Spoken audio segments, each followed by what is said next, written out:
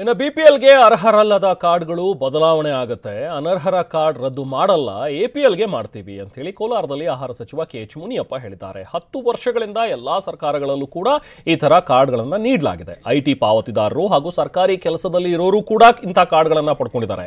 So ಇಂಥವರನ್ನ APL ಕಾರ್ಡ್ಗೆ ಸೇರಿಸ್ತೀವಿ ಅಂತ ಹೇಳಿ ಮುನಿಯಪ್ಪ ಅವರು ಮಾತಾಡಿದ್ದಾರೆ. ಅಕಸ್ಮಾತ್ ಅರ್ಹರ ಕಾರ್ಡ್ ಏನಾದರೂ ರದ್ದಾಗಿದ್ರೆ ಅವರು ಮತ್ತೆ ಅರ್ಜಿ ಹಾಕಬಹುದು. ಅರ್ಜಿ ಹಾಕಿದ್ರೆ ಖಂಡಿತವಾಗ್ಲೂ ಅರ್ಹರಿಗೆ ಬಿಪಿಎಲ್ ಕಾರ್ಡ್ ಮತ್ತೆ ಸಿಗುತ್ತೆ ಅನ್ನೋ ವಿಶ್ವಾಸವನ್ನ ಕೆಎಚ್ ಮುನಿಯಪ್ಪ ಅವರು ವ್ಯಕ್ತಪಡಿಸಿದ್ದಾರೆ. ಅಂತಹ ಪರಿಸ್ಥಿತಿಯಲ್ಲಿ ಏನಾದ್ರು ಯಾವ ಕಾರ್ಡ್ಗಳು ರದ್ದಾಗಿಲ್ಲ, ಇದು ನೀವೆಲ್ಲ ಹೇಳ್ತಾ ಇರೋದು ಅಷ್ಟೇ.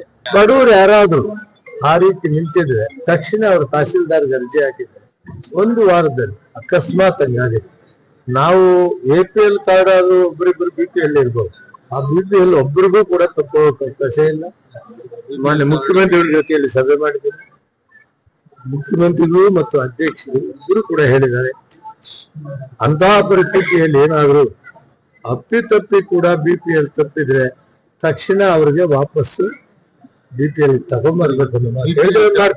ಬಿಲ್ ಆಫ್ ಪಾವತಿ ವ್ಯಕ್ತಿ ತಗೊಂಡ್ಬರ್ಲಿ, ಅವ್ರ ಕಾರ್ಡ್ ಇದ್ದೇ ಇತ್ತು. ಆರೋಗ್ಯ ಸವಲತ್ತು ಎಲ್ರಿಗೂ ಇಶ್ಯೂ ಮಾಡಿ, ಆರೋಗ್ಯಕ್ಕೆ ಬೇಕು ಅಂತ ಕಾರ್ಡ್ ಯಾರು